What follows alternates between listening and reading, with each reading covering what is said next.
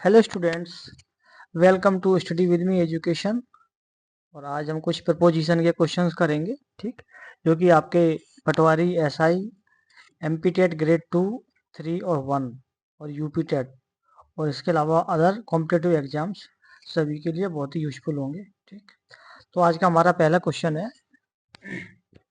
He is senior dash me in service. Option इसके हैं, पहला है देन, दूसरा है टू, तीसरा है फ्रॉम और चौथा है बाय। तो देखो सीनियर शब्द जहां पर मिल जाए क्वेश्चन में, इसमें क्या लिखा हुआ है, सीनियर। सीनियर के साथ हमेशा टू प्रपोजिशन का प्रयोग होता है। ठीक, सीनियर के साथ हमेशा टू प्रपोजिशन का प्रयोग होता है। और इसके अलावा कुछ और भी वर्ड है, जैसे कि रेफर,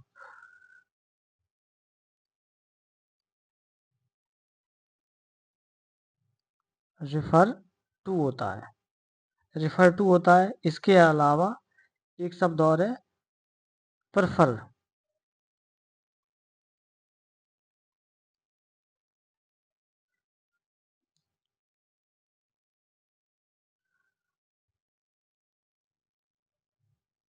प्रेफर टू। ठीक, senior to, prefer to, refer to, junior to, है ना।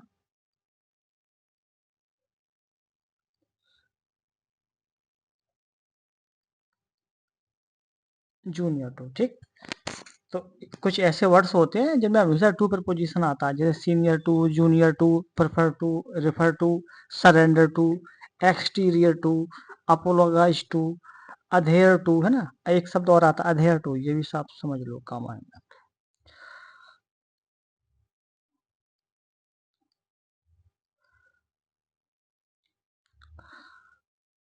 अधेयर टू, ठीक। तो इन सभी शब्दों के साथ हमेशा टू प्रपोजिशन आता है और ये मोस्ट इंपॉर्टेंट क्वेश्चन है। ठीक, इसमें से लगभग एक दो क्वेश्चन आपको पेपर में मिल जाएंगे। ठीक, तो कौन कौन से, एक तो senior to, junior to, refer to, prefer to, है ना, adhere to, surrender to, exterior to, तो इनके साथ हमेशा टू प्रपोजिशन का प्रयोग होता है। ठीक है, अब नेक्स्ट क्वेश्चन हम करेंगे, neither Ram nor his friends dash present today. Option इसमें है, पहला इच, दूसरा है वाच, तीसरा है आर और चौथा है हैज। देखो ये जो क्वेश्चन है, ये सब्जेक्ट वर्ब एग्रीमेंट का है। इसमें क्या लिखा है कि neither Ram nor his friends dash present today. तो जब दो सब्जेक्ट आइदर और या नाइदर नॉर से जुड़े हों तो वर्ब हमेशा सेकंड सब्जेक्ट के अकॉर्डिंग यूज होती है। ठीक, तो अब इसमें सेकंड सब्जेक्ट क्या है, हिज फ्रेंड्स। सेकंड सब्जेक्ट इसमें हिज फ्रेंड्स और फर्स्ट सब्जेक्ट क्या है, राम। ये दो सब्जेक्ट है सेंटेंस में, एक तो राम और दूसरा हिज फ्रेंड्स। तो याद रखो, जब दो सब्जेक्ट आइदर और नाइदर नोर से जुड़ी हो तो वर्ब हमेशा सेकंड सब्जेक्ट के अकॉर्डिंग यूज होती है। ठीक, तो सेकंड सब्जेक्ट हमारा क्या है, प्लूरल। ठीक, तो प्लूरल होने की वजह से हम अपन इसमें प्लूरल हेल्पिंग वर्ब का प्रयोग करेंगे। तो राइट ऑप्शन इसका हो जाएगा ऑप्शन नंबर सी। ठीक, इज आपका कैंसिल हो जाएगा, वाज भी कैंसिल हो जाएगा और हैज भी कैंसिल हो जाएगा। तो राइट ऑप्शन आपका हो जाएगा सी। नेक्स्ट सेंटेंस है, I prefer tea dash coffee. Option इसमें है देन, फ्रॉम, टू और बाई। तो इसमें राइट ऑप्शन हो जाएगा, वो हो जाएगा ऑप्शन नंबर सी, यानी कि टू। ये क्वेश्चन हमने ऊपर भी बताया है कि junior to, prefer to, refer to, surrender to, है ना, इन सब में हमेशा टू प्रपोजिशन का प्रयोग होता है। ठीक, तो ये क्वेश्चन अपन ऊपर बता भी चुके हैं। तो इसका राइट ऑप्शन हो जाएगा ऑप्शन नंबर सी। अब नेक्स्ट सेंटेंस है कि she has been living here dash 2015। Option इसमें है सिंस, फॉर, फ्रॉम और बाई। तो देखो जहां पर पॉइंट ऑफ टाइम मिल जाए, इसमें क्या लिखा है 2015, तो 2015 ये क्या है, पॉइंट ऑफ टाइम है। तो याद रखो टाइम दो प्रकार के होते हैं, एक तो होता है पॉइंट ऑफ टाइम, ठीक, चाहो तो लिख भी सकते हो, क्या होता है, point of time, point of time में हमेशा सिंस का प्रयोग होता है। दूसरा एक टाइम और होता है, वो होता है ड्यूरेशन।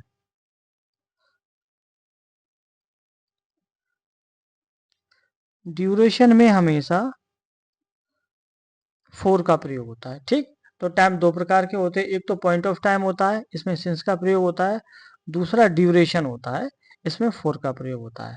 तो यहाँ पर टाइम कैसा है, पॉइंट ऑफ टाइम, इसलिए इसका राइट ऑप्शन हो जाएगा सिंस, यानी कि ऑप्शन नंबर ए राइट हो जाएगा। ठीक, फोर कैंसिल हो जाएगा, फ्रॉम भी कैंसिल हो जाएगा और बाई भी कैंसिल हो जाएगा। तो राइट ऑप्शन हो जाएगा इसका ऑप्शन नंबर ए, यानी सिंस।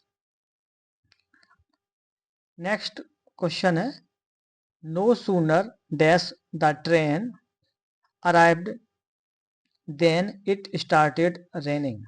ठीक, तो देखो, जब किसी भी क्वेश्चन में देन के बाद दूसरा सेंटेंस पास्ट इंडेफिनिट में लिखा हो तो उसके साथ का सेंटेंस हमेशा पास्ट परफेक्ट में बनता है। ठीक, और दूसरा नो सूनर के साथ हमेशा इन्वर्सन का भी प्रयोग होता है। ठीक है, तो यहाँ पर राइट ऑप्शन क्या हो जाएगा, ऑप्शन नंबर ए। ठीक, क्योंकि इसमें हेड लगा हुआ है। ठीक, जब दूसरा सेंटेंस पास्ट इंडेफिनिट में लिखा हो तो याद रखो जो सेकंड जो उसका उसके साथ का जो सेंटेंस है वो भी पास्ट में लिखा जाएगा, तो पास्ट परफेक्ट में हो जाएगा।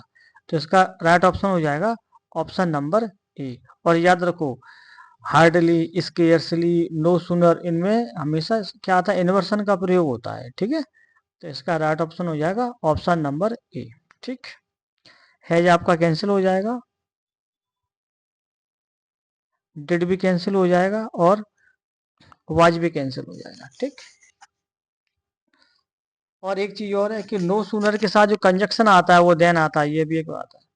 नो सूनर के साथ हमेशा देन कंजक्शन का प्रयोग होता है। तो अपने तीन चीजें समझी, एक तो क्या कि जब दूसरा सेंटेंस पास्ट इंडेफिनिट में लिखा हो तो उसके साथ का सेंटेंस पास्ट परफेक्ट में बनेगा। ठीक, इसलिए अपन ने हैड को यूज किया। दूसरा कि नो सूनर के साथ हमेशा देन कंजक्शन का प्रयोग भी होता है, ये भी कभी कभी पेपर में पूछा जाता है। ठीक, अब नेक्स्ट क्वेश्चन है, each of the students dash given a book. Option इसमें आर, दूसरा है वर, तीसरा है हैज और चौथा है हैव। अब देखो, इस सेंटेंस में क्या लिखा हुआ, ईच। जिस सेंटेंस में ईच शब्द लिखा हो उसमें हमेशा सिंगुलर हेल्पिंग वर्ब का प्रयोग होता है। ठीक है, जिस सेंटेंस में ईच का प्रयोग हो वह हमेशा सिंगुलर हेल्पिंग वर्ब का प्रयोग होता है, इसलिए इसमें राइट ऑप्शन हो जाएगा ऑप्शन नंबर सी। ठीक, आर आपका प्लूरल है, ये कैंसिल हो जाएगा। ठीक है, कैंसिल हो जाएगा। वर भी प्लूरल है, ये भी कैंसिल हो जाएगा। और हैव भी प्लूरल है, ये भी कैंसिल हो जाएगा। तो राइट ऑप्शन हो जाएगा आपका ऑप्शन नंबर सी। ठीक, आपको हमारे क्वेश्चंस कैसे लग रहे हैं आप हमें कमेंट में बता सकते हैं। ठीक, और आपके जो भी डाउट्स हो आप हमें वो भी बता सकते हैं। नेक्स्ट सेंटेंस है, the teacher along with his friends dash going to the picnic. Option इसमें है पहला आर, दूसरा है वर, तीसरा है इज और चौथा है हैव। तो याद रखो, जब दो subject with, along with, together with इनसे जुड़े हों तो वर्ब हमेशा पहले सब्जेक्ट के अकॉर्डिंग यूज होती है। ठीक, अब इसमें पहला सब्जेक्ट क्या है, पहला सब्जेक्ट है द टीचर। ठीक, पहला सब्जेक्ट क्या है हमारा इसमें, द टीचर। ठीक, और द टीचर कैसा है, सिंगुलर है, और सिंगुलर होने की वजह से अपन इसमें जो हेल्पिंग वर्ब यूज करेंगे वो भी सिंगुलर यूज करेंगे। ठीक है, तो इसका राइट ऑप्शन हो जाएगा ऑप्शन नंबर सी। ठीक, आर आपका प्लूरल है, कैंसिल हो जाएगा। वर भी प्लूरल है, ये भी कैंसिल हो जाएगा। और हैव है, ये भी कैंसिल हो जाएगा। तो राइट ऑप्शन हो जाएगा इसमें ऑप्शन नंबर सी। ठीक, और ये सब्जेक्ट वर्ब एग्रीमेंट का क्वेश्चन है कि जब दो subject with, along with, together with, of इनसे जुड़े हों तो इनमें जो वर्ब आती है वो हमेशा फर्स्ट सब्जेक्ट के अकॉर्डिंग यूज होती है। इसलिए इसमें राइट ऑप्शन हो जाएगा option number C. Next sentence है he is good dash mathematics. Option इसमें पहला है इन, दूसरा है एट, तीसरा है ऑन और चौथा है विद। अब देखो गुड, गुड के साथ हमेशा एट प्रपोजिशन का प्रयोग होता है, ठीक। क्या गुड के साथ एट प्रपोजिशन का प्रयोग होता है। इसके अलावा एक और समझ लो कि अगर बैड शब्द आ जाए, बैड, तो बैड के साथ भी एट प्रपोजिशन का प्रयोग होता है। गुड एट होता है और बैड एट होता है, ठीक है। इसलिए इसका जो राइट ऑप्शन है वो हो जाएगा ऑप्शन नंबर इसका बी, ठीक। इन आपका कैंसिल, ऑन भी कैंसिल और विद भी कैंसिल, तो इसका राइट ऑप्शन हो जाएगा आपका option number B. Next sentence है hardly dash finished my work when he started. Option इसमें I had I, did I और आई हैव, ठीक। तो इसमें राइट ऑप्शन हो जाएगा, वो क्या हो जाएगा बताओ। देखो जब व्हेन के बाद, व्हेन कंजक्शन के बाद दूसरा सेंटेंस पास्ट इंडेफिनिट में लिखा हो तो उसके साथ का सेंटेंस पास्ट परफेक्ट में बनता है, ठीक। इसलिए इसमें राइट ऑप्शन हो जाएगा ऑप्शन नंबर बी, ठीक। दूसरी बात कि हार्डली और स्केर्सली कुछ ऐसे शब्द होती हैं जिसके साथ हमेशा इन्वर्सन का प्रयोग होता है, ठीक। इसलिए इसमें हार्डली के साथ हेड का प्रयोग हुआ है, यानी पहले हेड आया उसके बाद सब्जेक्ट गया है, ठीक। तो इसमें क्या है, आपका इन्वर्सन है, ठीक। इन्वर्सन में क्या होता है कि हार्डली और स्केर्सली ऐसी शब्द होती हैं जिनमें हेल्पिंग वर्ब का प्रयोग पहले हो जाता है, ठीक है, उसके बाद सब्जेक्ट आता है, ठीक। तो ये इसमें इन्वर्सन है। और दूसरा ये पास्ट परफेक्ट में लिखा भी जाएगा क्योंकि इस सेंटेंस में व्हेन के बाद जो दूसरा सेंटेंस है वो पास्ट सिंपल में लिखा हुआ है, इसलिए इसके साथ का जो पहला सेंटेंस है वो आपका पास्ट परफेक्ट में बन जाएगा और दूसरा हार्डली होने से इसमें इन्वर्सन का प्रयोग होगा, ठीक। इसलिए इसका राइट ऑप्शन है option number B. Next sentence है I wish I dash a car. Option इसमें पहला है हैव, दूसरा है हैड, तीसरा है विल हैव और चौथा है एम हैविंग। तो सेंटेंस में क्या लिखा है कि आई wish I dash a car, यानी मेरी इच्छा है कि काश मेरे पास क्या होती है, एक कार होती है, ठीक। तो जब ऐसे सेंटेंस होंगे जहां पर इच्छा व्यक्त की जाए, ठीक है, तो वहां हमेशा हेड हेल्पिंग वर्ब का प्रयोग होता है, ठीक। हेड आ जाएगा और हेड अगर नहीं आता तो फिर वुड का भी प्रयोग हो जाता है सेंटेंस में, ये भी याद रखना, ठीक। तो इसमें क्या आ जाएगा, वुड तो है नहीं तो इसमें हो जाएगा right option option number B यानी कि हेड, ठीक। आई विश या आई वर भी आ जाता कभी, आई वर है ना, तो दूसरा सेंटेंस हमेशा वुड से बनता है, ठीक। तो इसमें वुड है नहीं तो इसमें हो जाएगा राइट ऑप्शन हेड, ठीक। यानी कि मेरी इच्छा है काश हमारे पास क्या होती, एक कार होती, तो इसमें राइट ऑप्शन हो जाएगा हेड, यानी कि इसमें एक इमेजिनेशन का भाव आ रहा है ना, तो यहाँ पर अपन हेड का प्रयोग करेंगे, तो राइट ऑप्शन इसमें हो जाएगा हेड। हैव आपका कैंसिल हो जाएगा और विल हैव भी कैंसिल हो जाएगा और एम हैविंग ये भी कैंसिल हो जाएगा, तो इसका राइट ऑप्शन हो जाएगा ऑप्शन नंबर बी। और क्यों हुआ कि समझ लो जहां पर भी क्या हो, एक इमेजिनेशन हो तो उस सेंटेंस को अपन हेड से बनाएंगे या वुड से बनाएंगे, ठीक है, इसलिए इसमें ऑप्शन नंबर बी राइट हो जाएगा, ठीक है।